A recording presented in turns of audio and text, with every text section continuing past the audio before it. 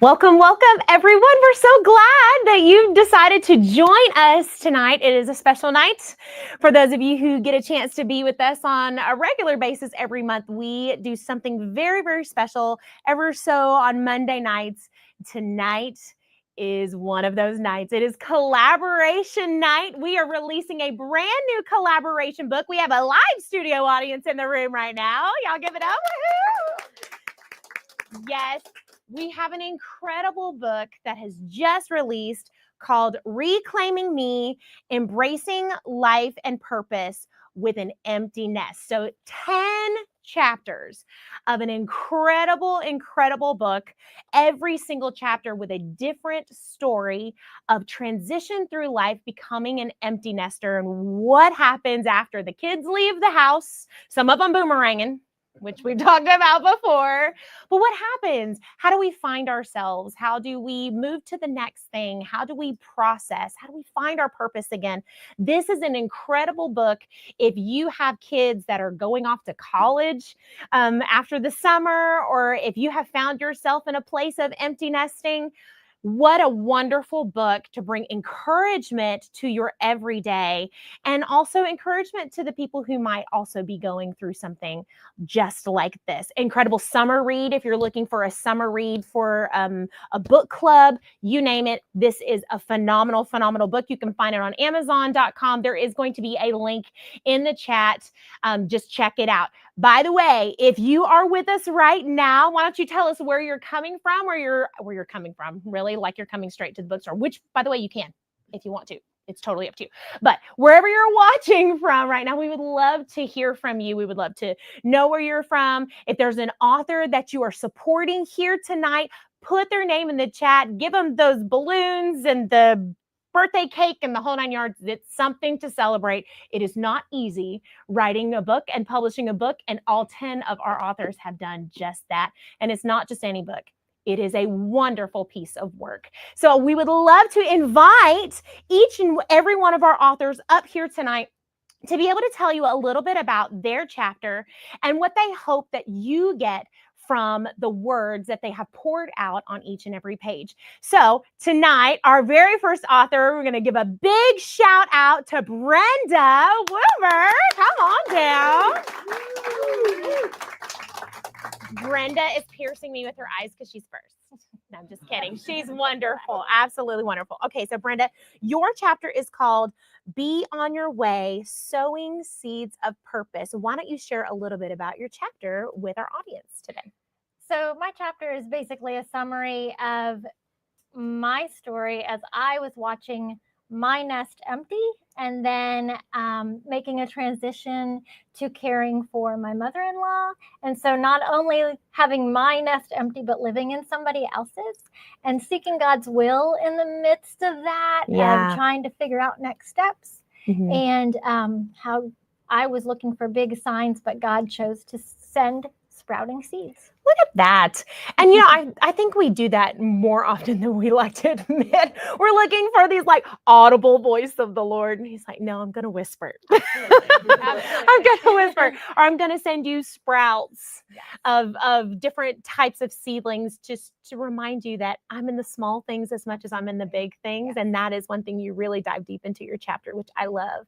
So if you could share one hope-filled thing with those who are watching tonight, one hopeful thing about your chapter, what would it be? I think the thing I want people to take away from it is that when you're entering an empty nest, you don't have to try to figure out a big change in your life that you have to make. That God can use the familiar things in your life and the familiar things that you know you are called to take the next steps.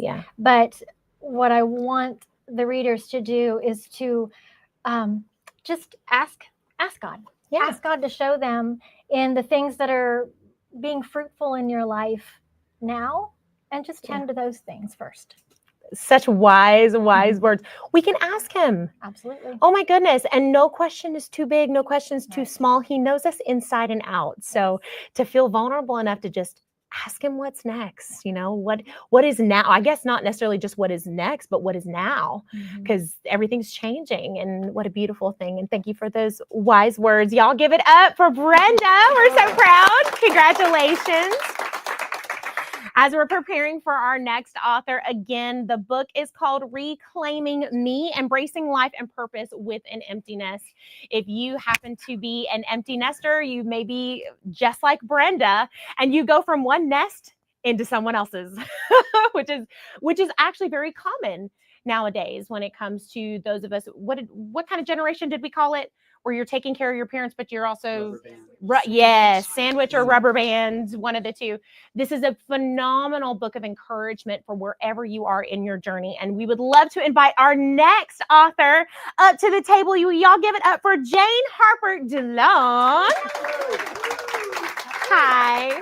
I'm so proud of you. Oh my goodness. Jane and I were on the phone with each other, and she happens to be related to someone on our Hope Books team. And my brain was not working today. I don't even know what it was, but can I tell them your nickname?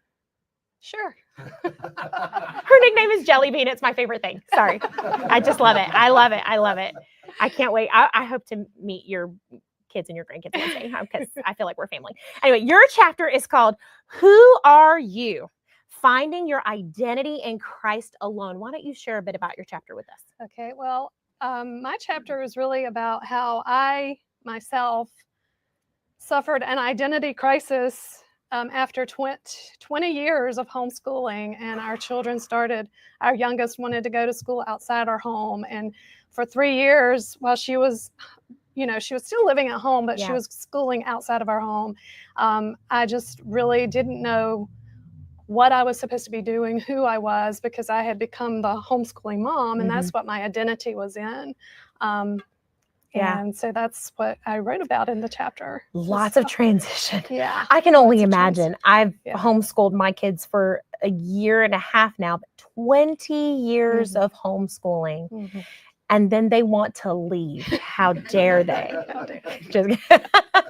But sometimes we need that for our own lives, and I feel like God uses every bit of that, to show us, who He's created us to be. And I dare to say, you are so much stronger than you thought you were. Yes. Absolutely. So what is one hope-filled thing you would love for somebody to catch from your chapter? Well, from the title of the chapter, you can tell. I want you to know that if Jesus is your Lord and Savior, you are an adopted, accepted, and affirmed child of God, no matter how many people are living in your home. If your nest is empty or full, you yourself are a child of God. Wise words. This whole thing is just full of wisdom. So Jane, thank you so much. And we're so proud. Y'all give it up for Jane. Y'all can do way better than that. Y'all hear them? Do you hear them? The level's like, if we had an applause meter, it'd be right here. It's going to be right here. Watch this. And give it up for Jane. Yeah. There is so much power right now. I feel so strong and powerful. Just kidding. All right. So if you're just tuning in, we are talking about our brand new collaboration book, Reclaiming Me. This entire book is written by 10 incredible authors who have found themselves in the empty nesting season of life. Every chapter is filled to the brim with so much wisdom, so much guidance, and wonderful, wonderful applicable things for you to even put into practice right now. In fact, our next author, Kathy Giles, watch her, give it up for Kathy. Come on, girl. Gives us so much wisdom in your chapter. I love your chapter, Matriarch Mamas, the new voice in influencer culture. Love it. We had a really, really great time podcasting today. So we're talking about, leaving legacies with our kids and our grandkids. And for you, the season's been different, but it's been so rich. So why don't you share with those who are watching today about your chapter? Okay.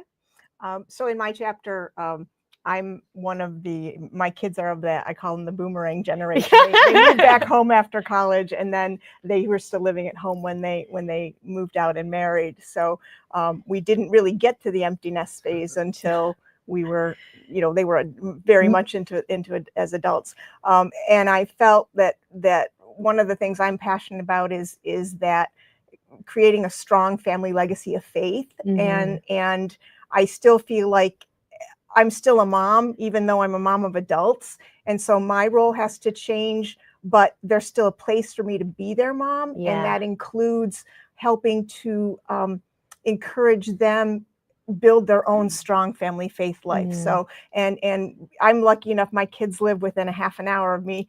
And it makes convenient for dog sitting, but it's also, I get to see them a lot. And I know some people don't have that, but it doesn't mean that you're not able to use those same gifts to feed into your community or your church. Find another family with little people that you can feed into, or you can encourage other people to help. You've got a lot of street credibility with the faith life that you've lived, and you can pass that on to other people. There's a lot of people who don't have family support in your neighborhood and in your church community, and there's places for you to do that. So you don't have to give up being a mom just because your kids are grown up. I love that. So what is one hope-filled thing you would love for someone to catch from your chapter that's watching tonight? I tend to write with a little bit of humor. So I think I said this in the podcast interview too. I do encourage people, find the joy in life, find the humor in things. And, when we don't take ourselves too seriously, it's easier to build a relationship with someone else because they're not afraid of us. We're all just human, and we all do silly things sometimes. And it just makes it a lot easier to build relationships when you can just be authentic. It takes the pressure off. Yeah, it really does. It takes, and honestly, in that season of life where things are shifting, and your role as a parent, you are still a parent, but the things within that role, your responsibilities in that role shift. And it's almost as if you actually got a promotion. Just saying. Matriarch. Yep, matriarch. And in the midst of that, to recognize that, but to find the joy in it, because there's so much joy to be found. So much joy to be found. So, Kathy, we're so very proud of you. Y'all give it up for Kathy. See, that's what I'm talking about. We got a good studio audience today. Don't you wish you were here? Yes, you do. We'll talk about that later. We sure will. Seriously, if you're finding yourselves in this season and you're struggling with the transition, whether it's your children are going off to college like we were talking about, or maybe they're getting married and they're moving to different places, and you're finding that the home doesn't have the voices in it that you've heard for so long, those little voices matriculating into those teenage voices and now adult, you are still a parent. You still have a huge role to play. But our roles shift and change as we grow. And that is something you're going to read a lot about in this particular book, Reclaiming Me. You can find it on Amazon.com. There's going to be a link in the chat. So make sure you grab a copy for yourself and for someone else that you know is going through this very thing right now. No one should ever have to transition in any part of our life alone. We're supposed to do life together. So I'd love to introduce our next author, Amy Duckworth Harrington. Yes. Hello, my friend. How are you? She came so far. She made it. I made it. Even though our airplanes were not our friend today, but that is okay. I'm here. You're here. You made it. We're so proud. Okay. Your chapter is called The Empty Nest and the Free Seabird. Tell us all about it.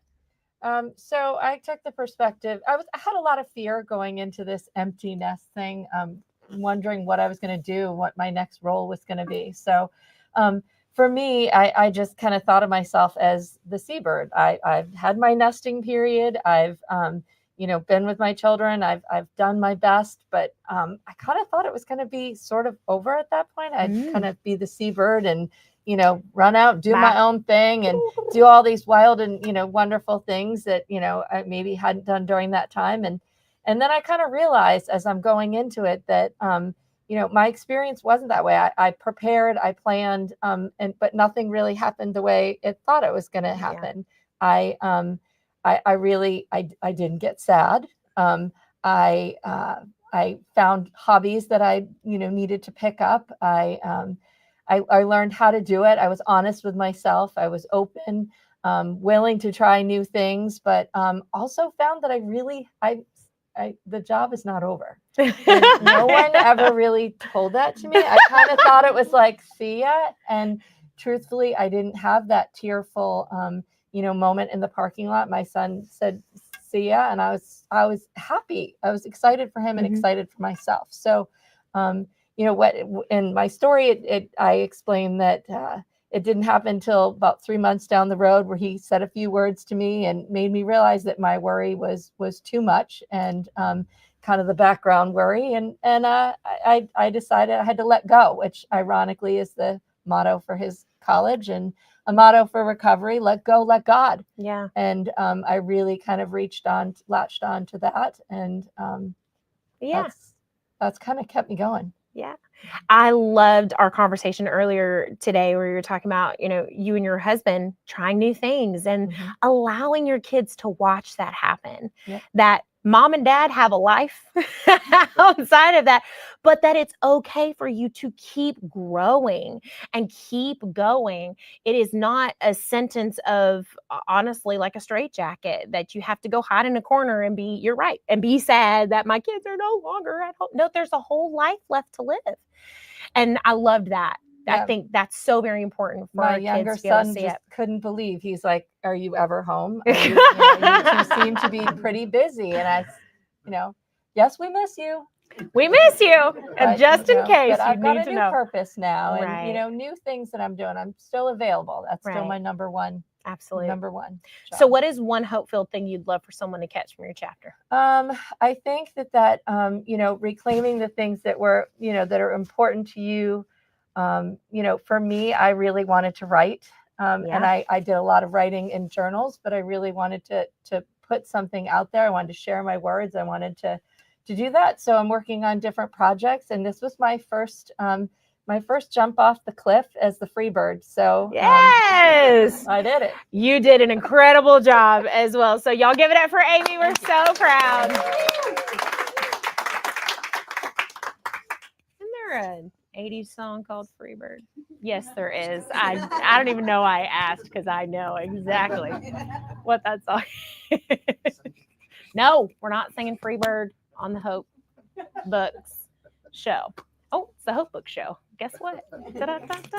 All right. So we have a couple more authors with us tonight for our brand new book, Reclaiming Me. This entire book is all stories of shift, daily shift, life shift, you name it. But with an understanding of where we're going in the seasons of life, that there still is a calling from the Lord. Your identity is not found in your children. Your identity is found in Him, in Christ. And I'd love to invite to the table, all the way from Italy via Knoxville, Tennessee, Francesca Filone Montgomery. She was so afraid that she was going to be too short for this table. You are so tall. What are you talking about? Wow, look at me. You are. I flew from the empty nest to this beautiful flower, and To this table. now I didn't. No, I'm actually raising my feet. Are you really? but- No, Okay. quit. I still Girl. get to the table. Okay. So how you doing? How you doing? How you doing? Good. How you doing? Okay. Sorry. Quit. All right. Your chapter is called A 3-Year Growth Plan. Now, Francesca has a very unique story when it comes to our book, because she is American, but you're famous from Italy, hence the I accent. actually was born and raised in Italy. Yeah. And every Yes. city sounds like pasta, but that's just me. Yes. Just me. Why don't you share a bit about your story? So I do come from Italy, born and raised in Florence, Italy, and my, I think, 24th, 50th, whatever birthday that was, I met my husband through a mutual friend, and we were in Italy, but then we started dating, and long story short, Italian-American, married 26 years. One child. So, the Italian perspective of raising kids is stay in the house, raising in You the do same not leave. family home, as actually Kathy also shared, that matriarchal ideal, and we stay close to mama. But what happens when you are an Italian mother living abroad? Well, you have to go with, with the flow of where you are. And I am actually proud of being Italian American. I'm glad to have both heritages now in my family and have my son bilingual and all. But merging the two cultures has been a challenge, and especially when it comes to letting go.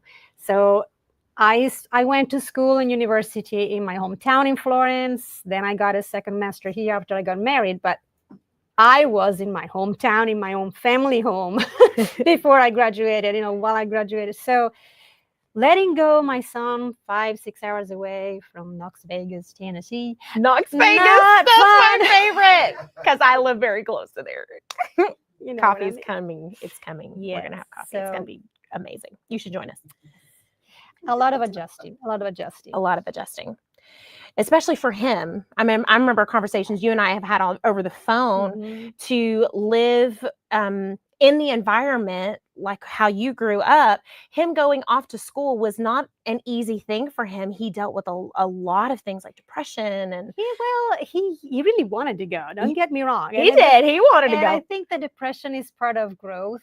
We Yeah. all go through those phases, and I respect him for sharing that and overcome that. Mhm. But the 3-year growth plan comes from the experience of the three of us as family, but also starting from me. The first year of growth was the discernment year, was his senior high school year, and he knew what he wanted to do.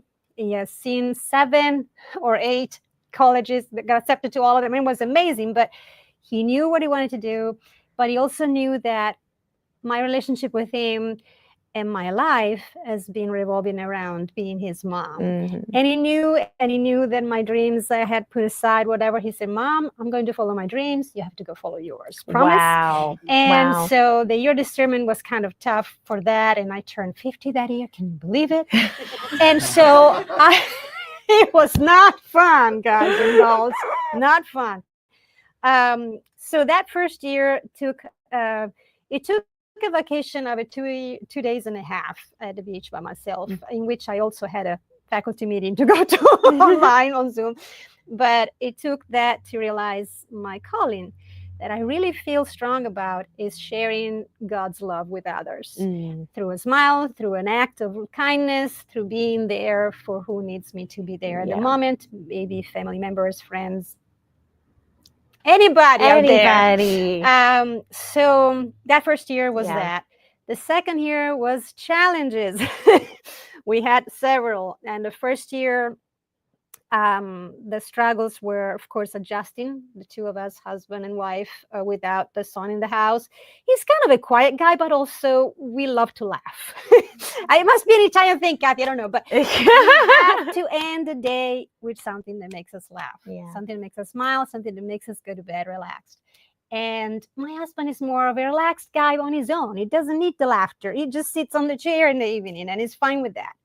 My son and I needed something to laugh about. Mhm. So not having him in the house was the first challenge. Yeah. Okay, now I'm going to have to ask that guy, come here, sit on the couch with me and watch a YouTube video so you can laugh. It's challenging. It's not the Right, same. right. And also our son had to adjust to lifestyle. He encountered some different personalities and different ways of being in college, celebrating. So Of course. that first year was challenging. I don't want to tell you the whole story, but No, we because you want them overcome to buy this book on Amazon.com Exactly. right now. Don't tell them the whole thing. So, okay, with them getting ready to buy this book on Amazon.com right now, there is a link in the chat. You should go right now. At least get you 3 copies.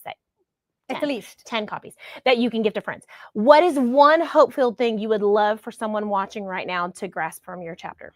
so given that the third year is the year of determination, Mm-hmm.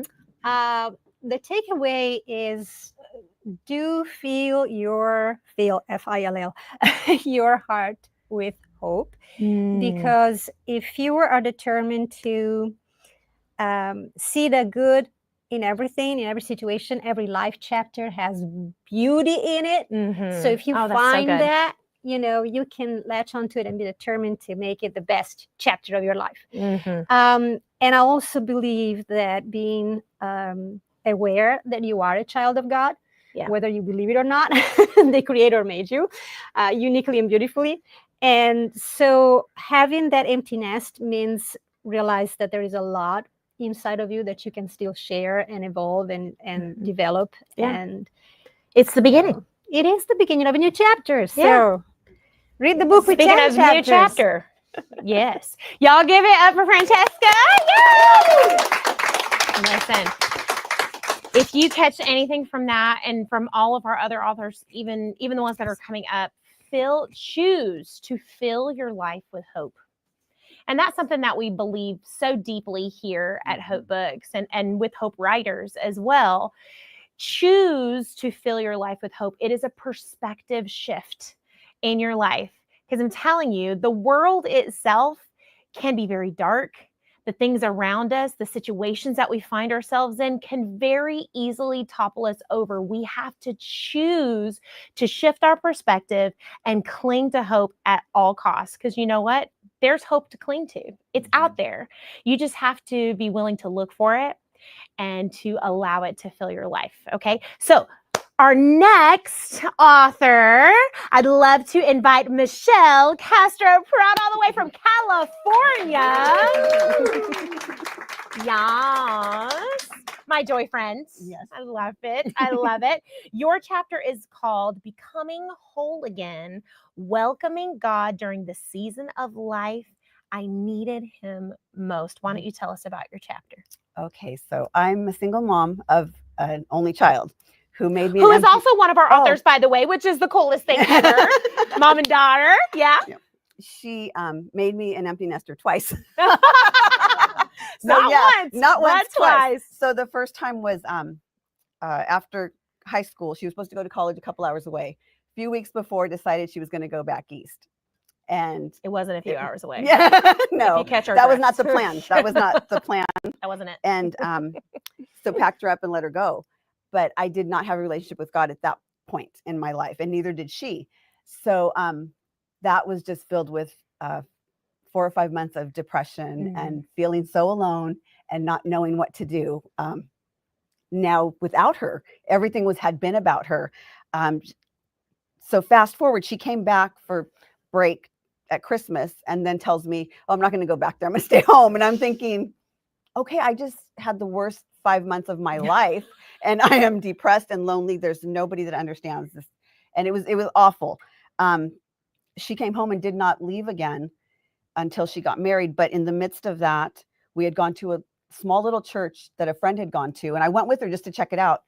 Well, God showed up right away with both of us and changed our lives completely. And which was wonderful. She ended up meeting her husband, getting married a few years later, finished college and got her master's, and subsequently decided to move up north 8 hours away. And I'm thinking it's temporary. She's got her career. This is temporary. So it was much easier the second time she left, because I wasn't alone. God was there every step of the way. I did not feel depressed. I felt sad at times because it was different without her there. Yeah. But it was completely different and much easier to handle with him there. However, she started having babies. How dare she? How dare. So she has had 3. So I have a 6, a 4, and 2-year-old grandsons who I adore. And I just make the trek up there. She's never coming back to Southern California. She's got her life there. And I see them about once a month. And that's been the greatest joy of it. I hadn't even thought about her leaving, to be honest with you, the empty nest thing, until this all came up. And I was like, that was 20 years ago, but it was still so fresh when I wrote it. Right. It felt like it happened yesterday. Yeah.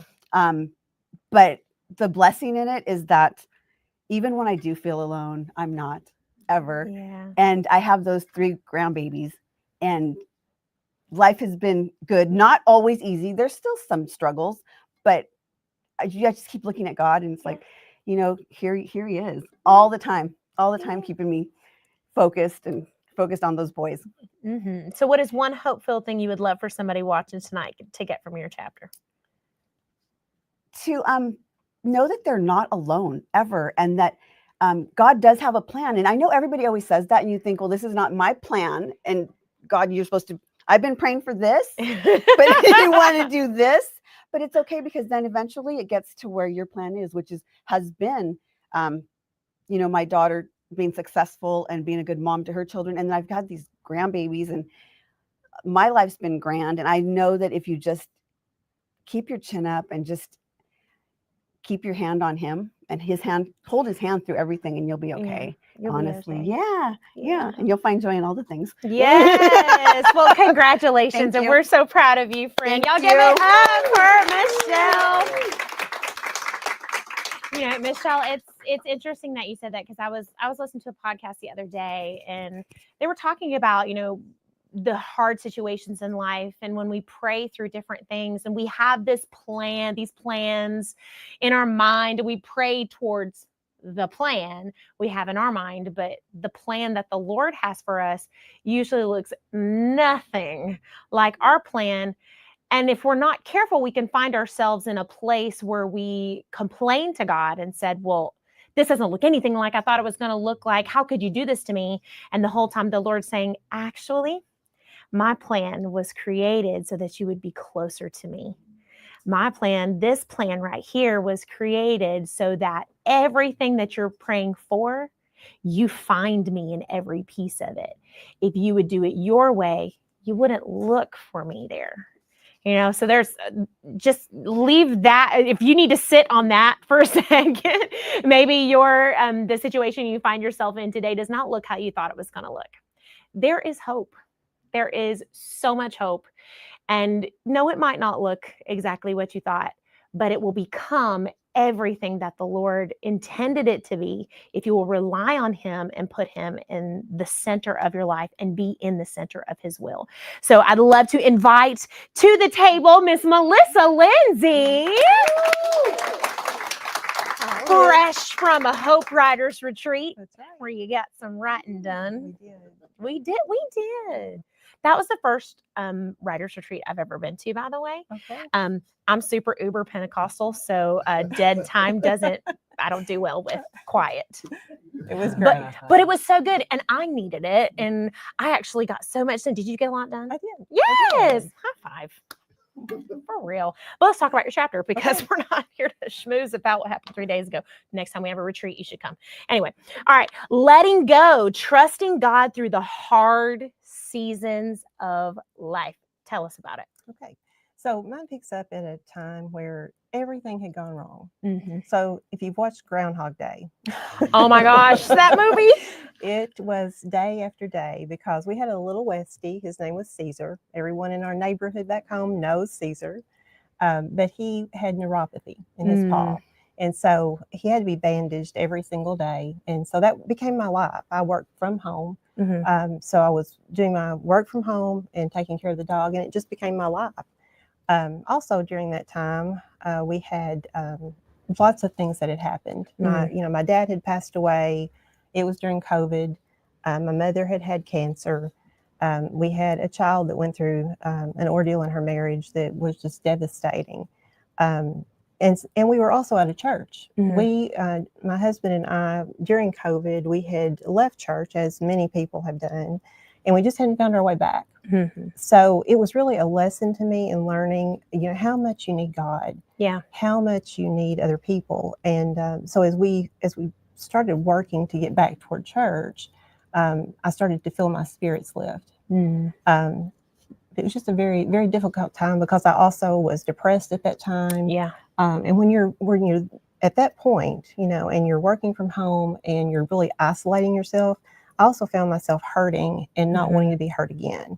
And when you start shutting those walls down, then you're alone. You're completely alone. So I guess it was January. I started praying, God, help me find my way back to you. Mm-hmm. During that time, I found a book called 40 Days of Prayer for Your Husband. It's by Kaylin Yoder. But I started praying because I wanted my husband to find his way back to God as well. So I was really praying for him, but it ended up fixing me. Isn't that usually how it is? Yeah, it is. Lord, fix him. He's like, there's a plank in your eye. There's a plank. We gotta work on that.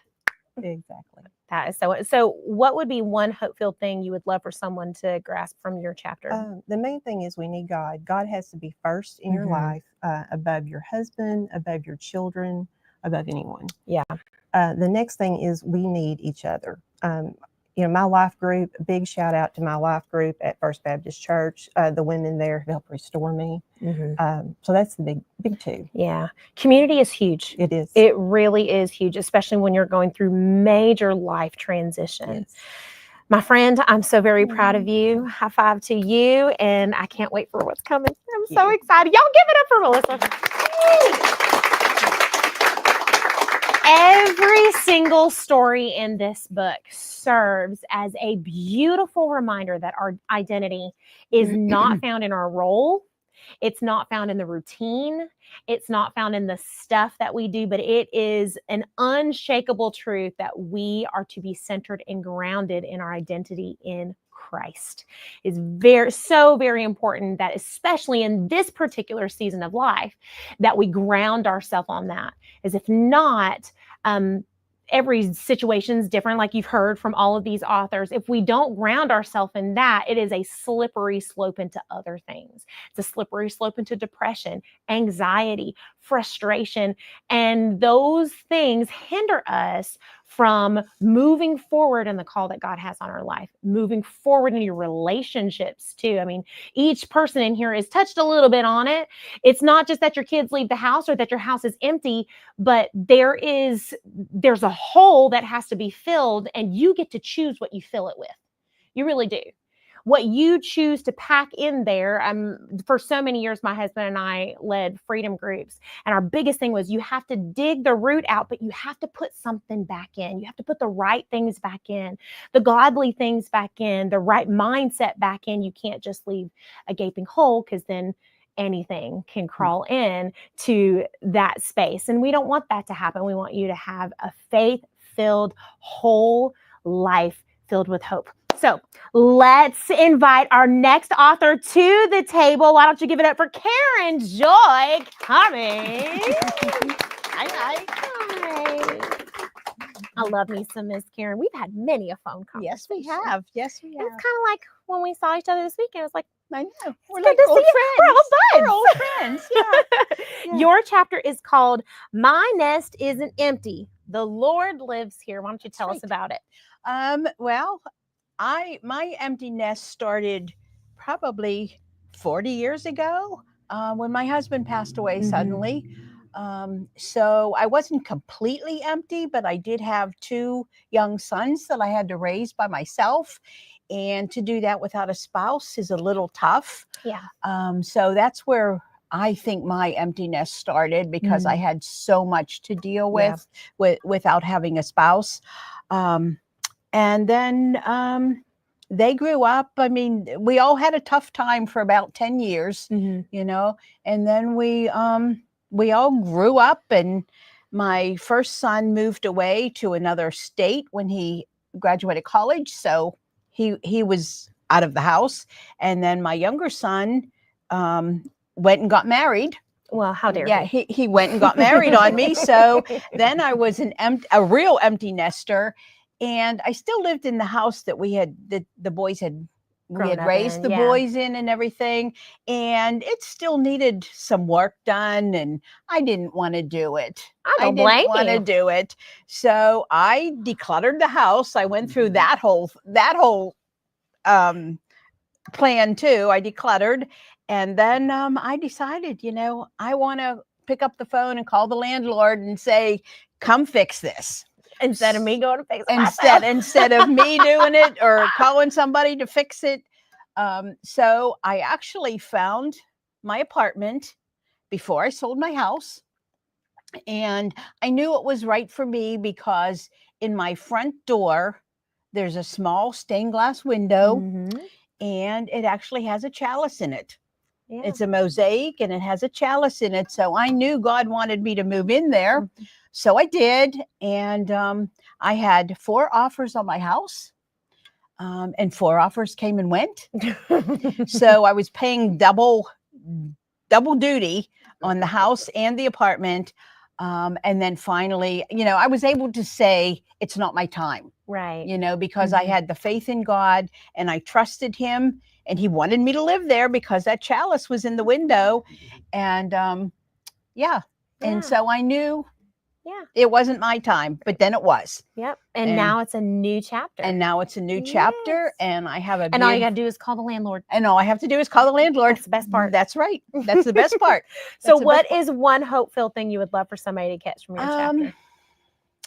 If you don't have that personal relationship with God, Mhm. you need to work on that first. Oh, You yeah, need to that's have good. that personal relationship with God, and realize that you are enough. Mhm. You are enough.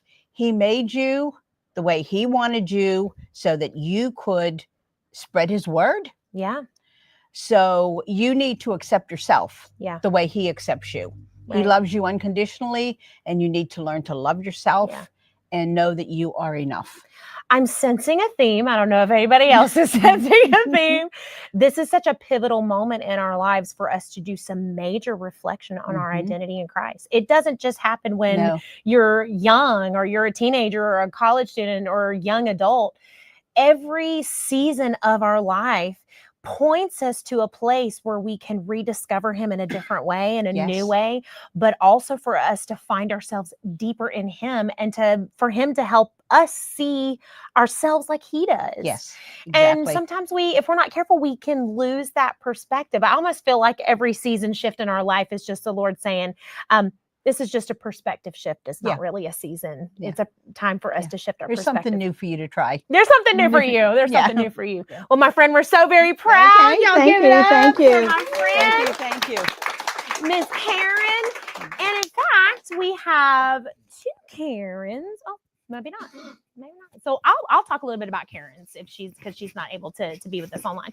So we also have two other chapters in our book. One from Karen Griffith. We have Karen Joy Cummings, and we also have Karen Griffith. Her chapter is called Beauty, Grace, and Order: Creating a Home to Nourish Your Next Chapter. She talks about the specifics of diving deep into the atmosphere of your home because it's important. I mean, you've had one atmosphere for a long time with your kids in the house or with a house full, and now things are different. So the space feels different.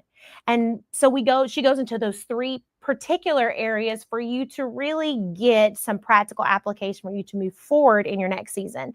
And we also have chapter 5 is called Who Am I Now? And our author's name is Hope Intercedes. And this particular chapter is all about what happens after you've gone through a season or where you're in a season of empty nesting, but it's because of trauma that's happened in your life.